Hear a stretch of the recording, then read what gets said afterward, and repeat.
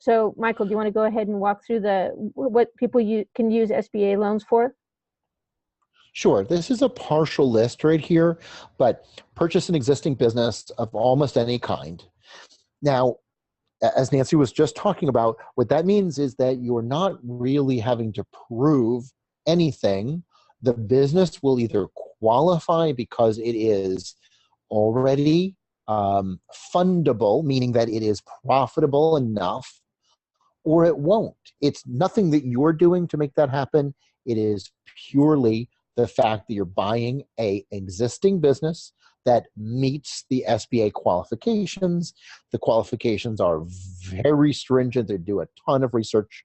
And so if you're buying a business that has the income to support the purchase, then you are automatically going to be in the black from the day that you purchase that business.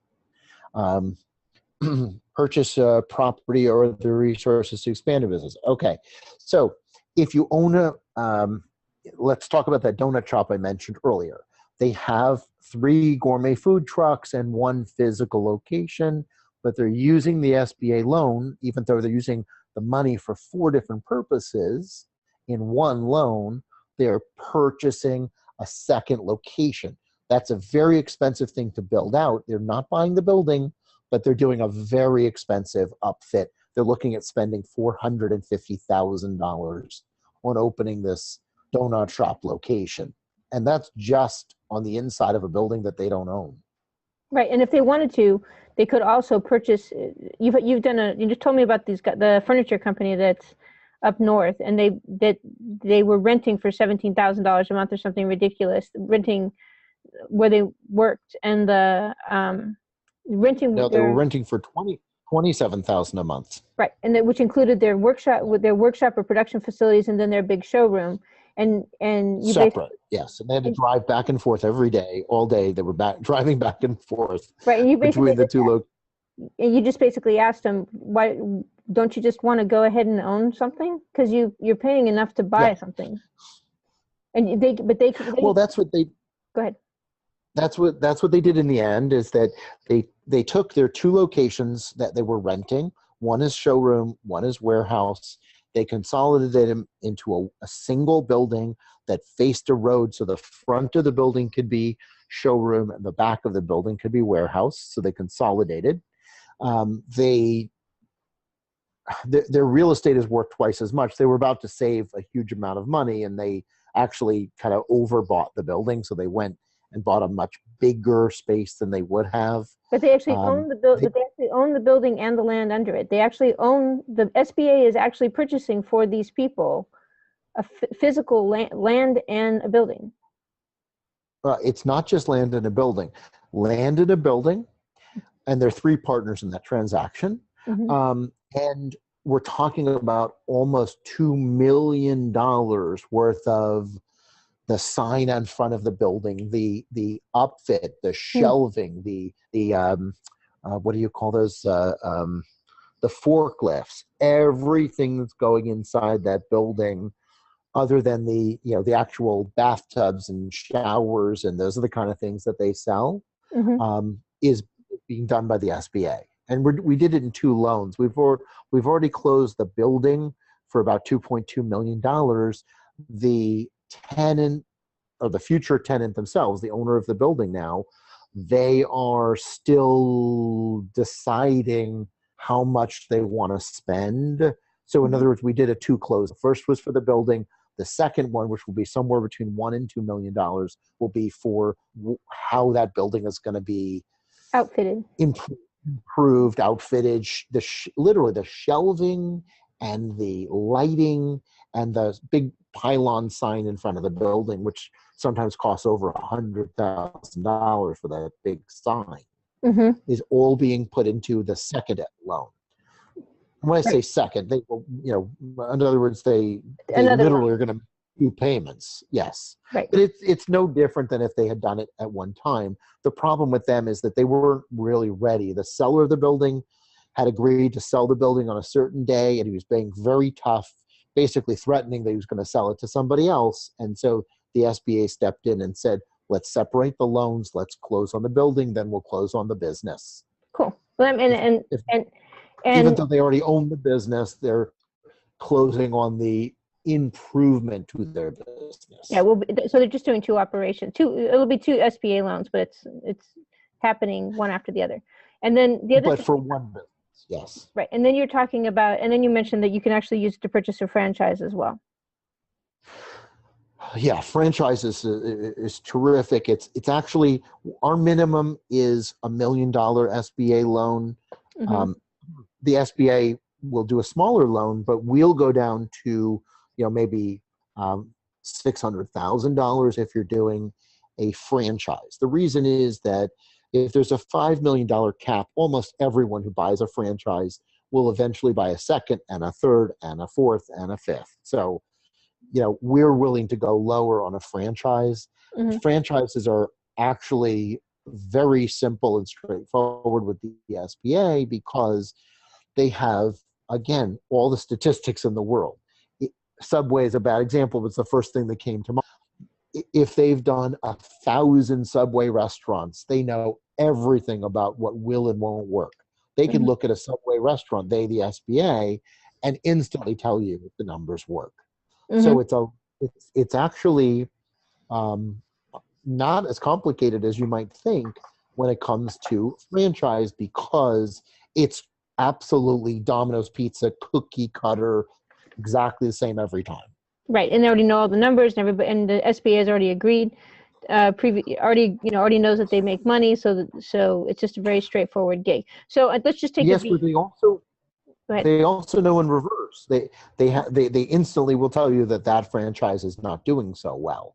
There's a positive and negative rating. I mean, so it's not just positive. They will also tell you, oh, that franchise doesn't work and that one does. Yeah, so if you're looking at two different franchises, they'll actually tell you you can instantly. Yeah. Yes. They'll actually tell you can't have that business. It's not going to work. We're not funding it because we know. Well, they also can say it's a highly suspect one. If one is 100% positive and one is 7% negative, do you really want to try and climb up that rope, or do you want to just go with the one that's 100% positive and Okay. you can close them that way?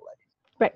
So you mentioned that when if somebody just buys a business, which is just to say a business that's renting a location, like let's say I want to buy a donut shop, but the donut shop doesn't own the location that it's at, but does good business. I can use an SBA loan to buy that donut shop, and I have up to 10 years to repay that loan. But if the donut shop owned the little storefront that it was in, actually owned the property in the storefront, I could take up to 25 years to repay the loan. So once people are buying real estate, it makes it so that they can have a much longer term for the loan. Is that correct? That is correct. It's an amortization. In other words, if you make your even payments every single month, after 10 years, you're paid off if you're buying a business only. But if you're buying a business and building, but as long as the building is at least 51% of the purchase, there's a 51% rule. If you're buying $1 million pizza parlor and you negotiate to buy the building, and the building is $1,100,000, now it's a $2.1 million deal. As long as the building value is a little bit more than the business, they call the whole thing a real estate loan. Cool. So you go from 10-year loan to 25-year. But think about, Nancy, how that's kind of obvious if you think about it a different way. You were the SBA putting on a loan guarantee on top of a bank, but you're buying a business. A business is not very tangible. Now all of a sudden it's a real estate loan. Well, there's ground underneath it. There's a building that exists. No matter what happens to that business, that building is still there. Do you understand why to them it's much safer loan? Risk for longer because they're sitting there going, well, you're not going to blast this little property out into the outer space. So no matter what happens, if your company goes out of business, we still have the land and we know what the land value is. Not only that, but statistically, the land value and building value are going up every year. So they have an appreciating asset. So yes, if you were the SBA, you would see it differently. Right. And that's why they're willing to make, you realize they're talking about somebody who comes to us and says, I want to buy a $400,000 pizza parlor. And we say, well, that's too small. And they say, oh, is it in its own building? Great. Go talk to the landlord. And all of a sudden it's a $1.2 million deal. And it's easier to do. Everybody's happier because it's more. Everyone's happier because it's more, because it's enough for us to do, because our minimum's $1 million. It's a safer loan for the bank and the SBA. So it's better on all levels. Right. Yes. So now the other thing you mentioned is, let's say somebody you're just a normal person wandering around the street thinking you've wanted to start a business for a while, and your personal credit score is like 650.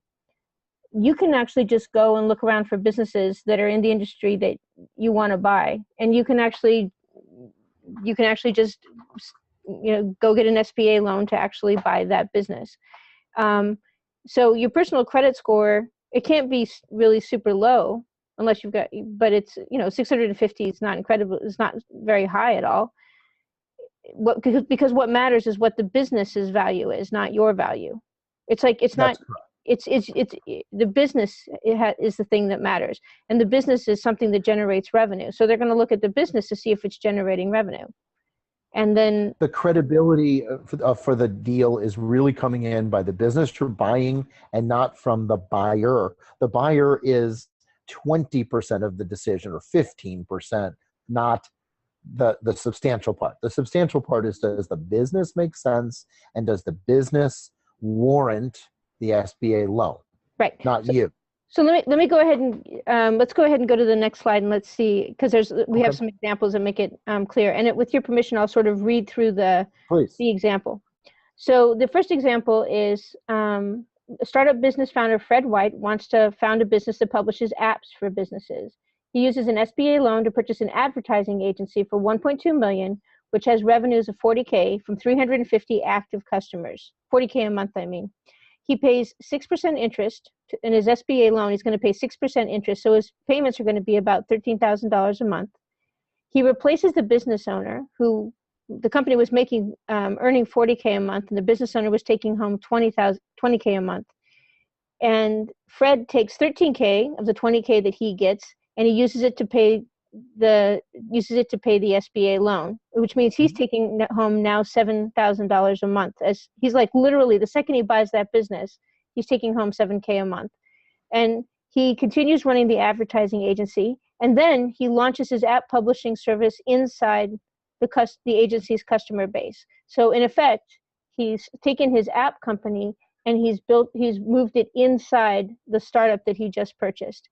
And then he doubles revenues in 2 years.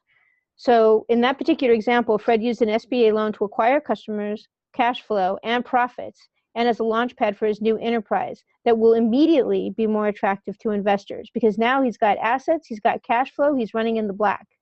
So he's going to need less money. And in addition to that, if he wanted to get money from investors in equity, or if he wanted to get finance, he's in a great place to do it because he's got a company that's in the black. Is that description that I just gave correct? Yeah, it's a terrific example. It really emphasizes all of the benefits, and you have to compare that to starting a business from scratch. You don't have a building, you don't have a person, you have no equipment, you have no customers. Compared to this, this is a perfect use. And you were talking about how much Fred makes, the $7,000 that he takes home every month. That is a benefit, but that's also a requirement. Don't forget, if you're going to do an SBA loan, you have to have this as your primary business. So if it's your primary business, it has to be able to afford you. So it's required that you're going to make enough money from that business, Nancy. Right. So the SBA won't let you make the loan unless they know for a fact that you personally are going to make a living. That is correct. And I can tell you that there's actually a scenario we had where there was someone that made a fortune in his other business, and it was actually a problem because he was living on $350,000 from some incredible job that he had. And he was then going to buy an SBA loan where he was only going to make, there was only $60,000 or $70,000.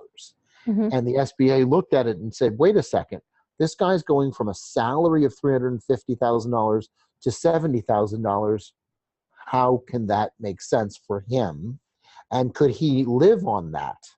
And it actually became a detractor because the numbers worked perfectly for that business if someone who was unemployed or didn't have such an incredibly high salary bought that business. But for him, it became a problem.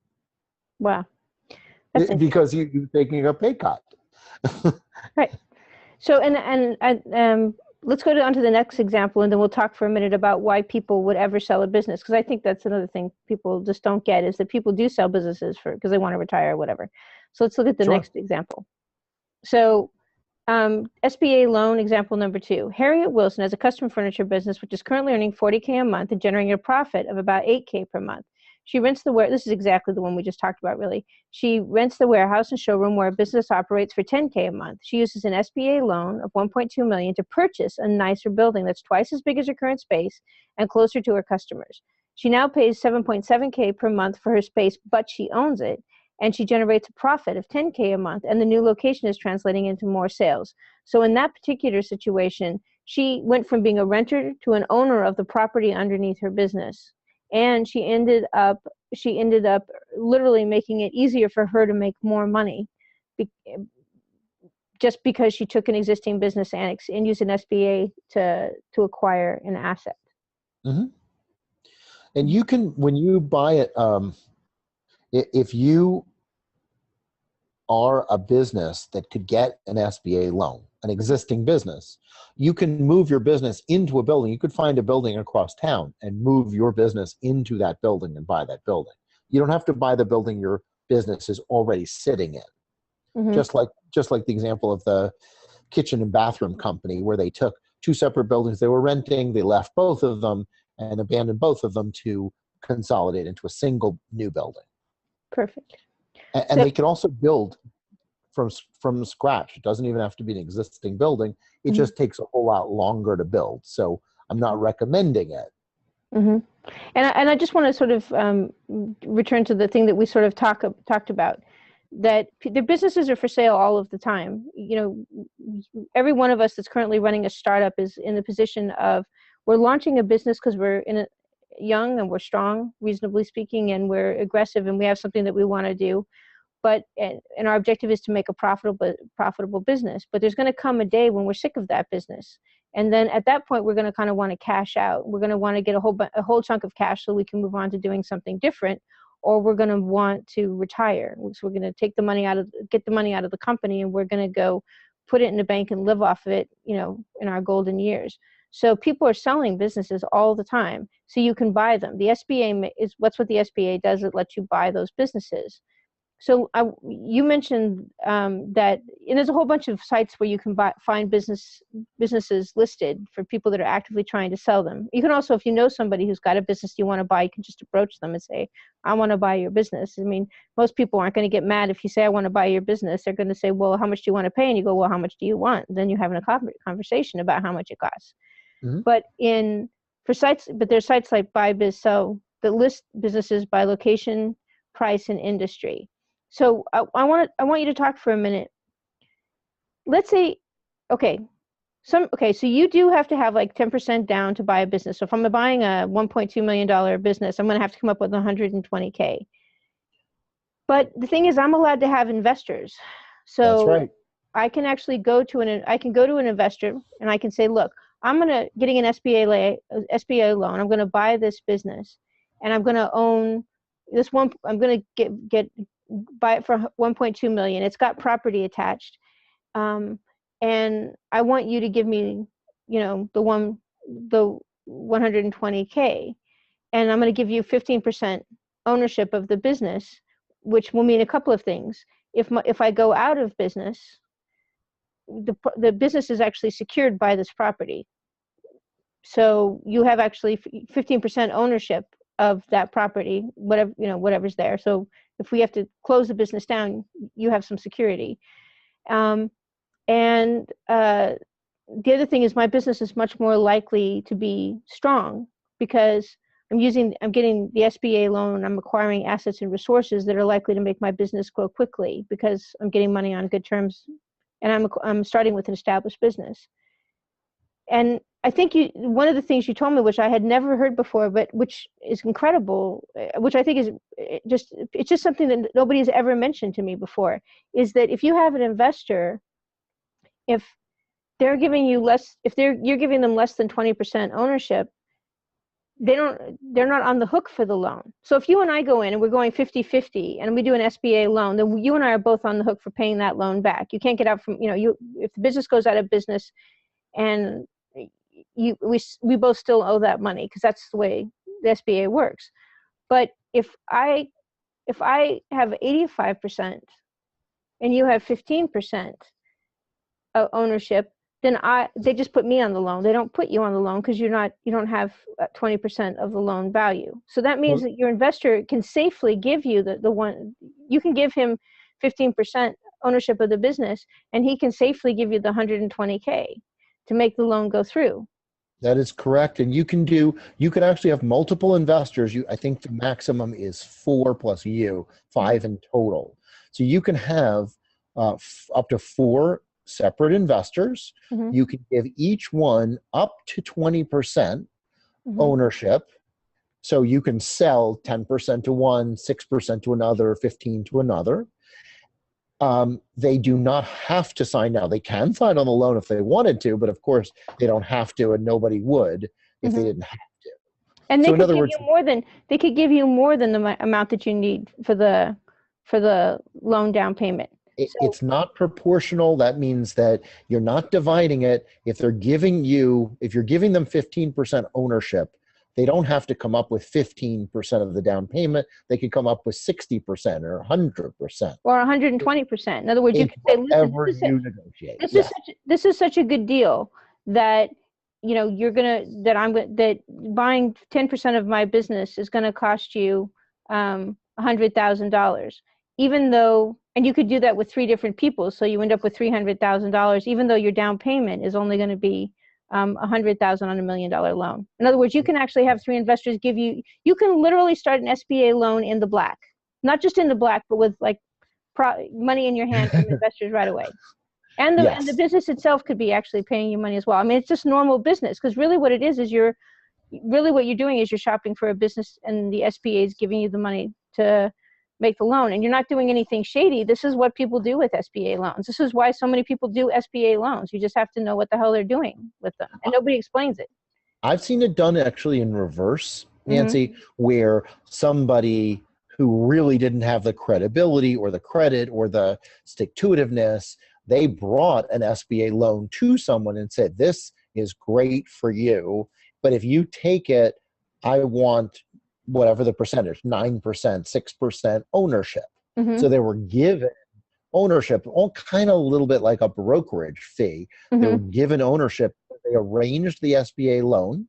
They found the business, mm-hmm. and they took a percentage that was less than 20%. So they didn't really, they took it like a brokerage fee. Right. But they also had no liability. Or sometimes even the owner will give you the 10%, right? So right. if I'm talking about legally. You're talking about an actual brokerage. I'm talking about somebody coming to the table and saying, "Oh, here, my friend Nancy, I think you would love this business. If you buy this business, I want 6% ownership." Right.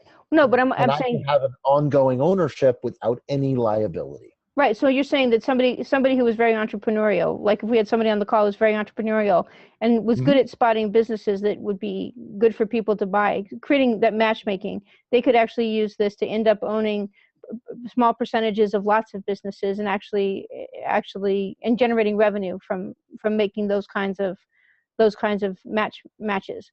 And it's unlimited how many you can do because mm-hmm. you're not on the loan. Remember the $5 million cap? It doesn't exist if you're not on the loan. Right. So that means that you could basically do this matchmaking. If you're very entrepreneurial and you can spot a good business deal, you can basically do this kind of matchmaking and make a profit. The other thing I wanted to make sure people understood is that sometimes you find, just like with a house, you might find a business owner who's very motivated and you can say, look, I'm going to buy your business. But I don't have I don't have 10%. And they'll go, you know what? I want to get out of this business so bad. And I do happen to have the 10%. I will literally I'm going to get out of this business. I'm going to give you the 10% that you need to do the down payment. And I'm going to own 10% of the resulting business, or whatever. I'm going to give you the money so you can do this deal. So I can cash out of this business. I get because they're going to get the payment I buy somebody's business and they give me 10% of the money that they get, so that I can do the deal. Right. In other words, it's just like when people take a second mortgage. Actually, it's a little variation on that. Mm-hmm. What we do is the banks normally want 25 to 35% down. Mm-hmm. So what we often do is we often create a seller's mortgage, or mm-hmm. we get the seller to contribute a loan of 15%. So mm-hmm. they give 15% for, let's say, on a 2-year note. Mm-hmm. For the deal. That does two things. One is it requires the buyer to only come in with 10% instead of 25%. Mm-hmm. The other is it makes the SBA more comfortable because they know that the owner of the business believes in that buyer. Mm-hmm. And it happens. We do this almost every day. I mean, this is very common practice. So the seller is showing that they're comfortable with the buyer. The seller is involved long-term. Usually create a 2-year loan from the seller to the buyer. That's perfect. So anyway, I think we should probably move on because this is going to confuse people. I think we're done. Things are clean now. Okay. But I mean, I don't think anybody's ever explained this. So I want to talk one more, the last thing on this page, which I think is important, is that many banks say that they do SBA loans. An SBA loan, in effect, is the government, the Small Business Administration, tells a bank, you can make this loan and we will secure it. So if this guy doesn't pay back the money he's borrowed, we'll cover it. It's in effect, the SBA is insuring the loan. So a lot of banks say that you can work with them to do SBA loans, but a lot of them for all practical purposes, lie. And can you sort of talk about, I think you mentioned to me that, and again, this totally explains why I always found SBA loans, like, I didn't even think they really existed. I thought they were like unicorns. I really did. And because, for exactly this reason, when the bank has a loan, a guy sitting at a desk, and you go in and you say, I want to do an SBA loan. And he knows probably that you either own a business or you want to buy a business. And he wants to get you to open an account in his bank. So he's going to tell you anything. And he's going to also try to get you to move your mortgage there and all kinds of things because he wants you to put your stuff there. And doing an SBA loan can take 90 days. So he's going to submit your paper, he's going to say, submit the deal and so forth to the people at the bank who would have to approve doing an SBA loan, who have to do due diligence and all this extra work. And if it doesn't work out, well, that's too bad for you. They don't really care because they might have, a given bank, even a really big bank, might only do in a given month, 4 or 9 of SBA loans, and they get thousands of applications. So, and they're not comparing them. They basically, whatever's the loan on top, they look through it. If it's easy to do due diligence on, they do it. And if it's not, well, screw that. They go on to the next one in the pile. Mm-hmm. And as soon as they grant those loans for that month's loans, they take the whole pile of stuff on their desk, push it into the trash can, and look at the next month's loans, because they're not going to go back to somebody 6 months later and say, oh, but the SBA loan you wanted, we're going to give it to you. It's like if you don't get given that loan in that first 90-day window, they're just going to push your option into the trash, and they're not going to let you know that they're going to do that. I had never realized that that's because they don't care. The SBA, they're not that motivated, to do SBA. Sure. Their job is to bring you in as a client, and that's it. They don't really care about anything else. And, they call it taking it off the street. If you come in and say, I have this beautiful loan, this greatest opportunity ever. I've already put down $20,000. I'm going to work with you over the next 60, 90 days. I needed to get this SBA loan done. They will say yes no matter what. They'll say yes to 100 people that walk in that door, even though they know they've only set aside enough energy, effort, money, and everything else to do 4 of them, 5 of them. And they don't care because they want that pile to be huge, because they want the clients, they want the data, and they don't want you walking across the street and doing an SBA loan with their competitor. So they take the loan off the street by saying, we'll do it. Right.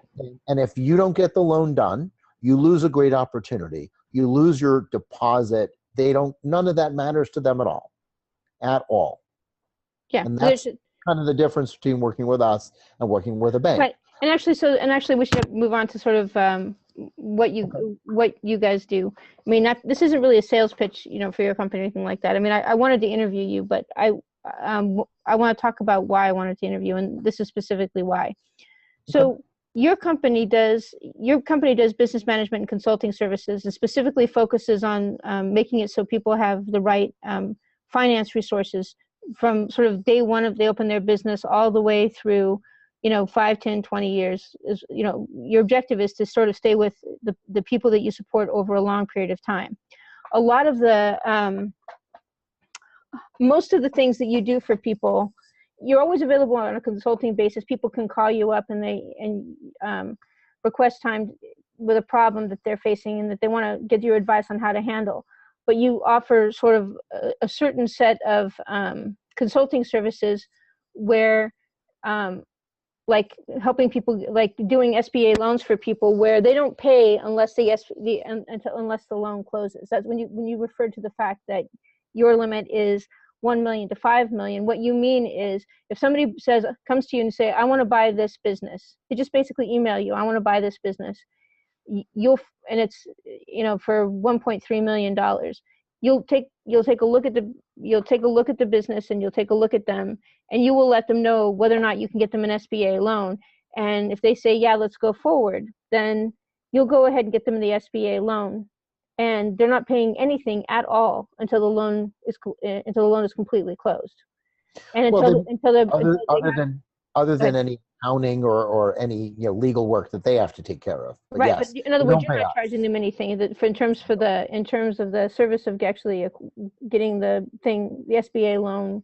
Absolutely not. Getting it to the bank that's actually going to go ahead and give them an SBA loan. So no, we only get paid upon success. Yes. Right. And most of your consulting. If people buy you on an hourly basis or something like that for advice, that's one thing. But if people are asking you to help them increase their business credit or personal credit or negotiate SBA loans or something like that, services like that, you never charge anything up front. Nope, we don't believe in it. Right, because the thing is, as you pointed out a long time ago, the issue is that otherwise people are paying for failure. Like if the people are paying upfront fees for people that are providing these kinds of services, they're literally paying for failure. They're going to pay people regardless of whether or not they succeed. And since there'll be no incentive to succeed, they're going to end up mostly paying the money and not getting anything. So the only way it actually works legitimately is if somebody says, you only have to pay me if you get the money that you promised and to the extent that you got it. So if you're negotiating SBA loan for somebody, if you basically setting it up so they get the SBA loan, the little percentage that you get is going to be based on how much of a loan they get, and it's going to be after closing, after they've got the property and all those things. It's not going to be done until the property is actually in their hands. The business that they've purchased is already in their hands. Well, actually, when it comes to an SBA loan, we're paid at closing. So we're paid. Mm-hmm. We're actually on the loan documents, so it's all very clean and simple. Right, and it meets the SBA requirements for how those have to be documented. Yeah, and it's usually amortized over the length of the loan. So even though our fee is very small for this kind of loan, mm-hmm. You're going to pay it over 10 years or over 25 years. Right. It might be like what kind of fees? Like, just out of curiosity, what percentage? We do Actually, the recommended fee from the SBA, which is 2% of the first million, Mm-hmm. and 1/4 of 1% thereafter. So that equates to $20,000 for $1 million SBA loan, Mm-hmm. all the way up to $30,000 for a $5 million SBA loan. Right. Okay. So that's basically, so if you negotiate, so like the deal where you're doing the guy in the people that are doing the $5 million 2-part loan and wherever, you're going to end up netting 30K out of that whole deal. Yeah, or a little less. Yeah, they're going to probably be close to 4.25 or something. Yes. Right. And they're not going to pay it. It's literally going to come right out of the loan. It's like what the loan It's not actually out of the loan, it's added to the loan. So Mhm. if we ended up with a $4 million loan, it'll be a $5 million loan. It would be 5 million plus the 30,000. So added on after the fact.